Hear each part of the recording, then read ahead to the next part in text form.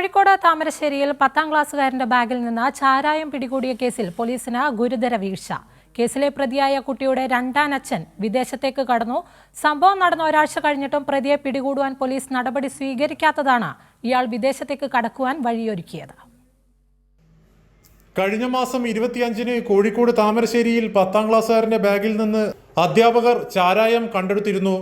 കുട്ടിയെ ചോദ്യം ചെയ്തതിൽ നിന്നും സഹപാഠിയായ മറ്റൊരു വിദ്യാർത്ഥി എത്തിച്ചു നൽകിയതാണെന്ന വിവരം ലഭിച്ചു. ഇതോടെ സ്കൂൾ അധികൃതർ താമരശ്ശേരി പോലീസിനെ വിവരം അറിയിക്കുകയായിരുന്നു. രണ്ടാനച്ഛൻ നാടൻ വാറ്റ് ഉണ്ടാക്കാറുണ്ടെന്നും തന്നെ സഹായത്തിന് വിളിക്കാറുണ്ടെന്നുള്ള വിവരം വിദ്യാർത്ഥി വെളിപ്പെടുത്തി. തുടർന്ന് താമരശ്ശേരി പോലീസ് കട്ടിപ്പാറ പഞ്ചായത്തിലെ ചമൽപൂവൻ മലയിൽ നടത്തിയ പരിശോധനയിൽ വിദ്യാർത്ഥിയുടെ വീടിന് സമീപത്തെ തോട്ടിൽ നിന്ന് ചാക്കിൽ കെട്ടിവെച്ച നിലയിൽ 28 ലിറ്റർ വാറ്റുചാരായം കണ്ടെടുത്തു.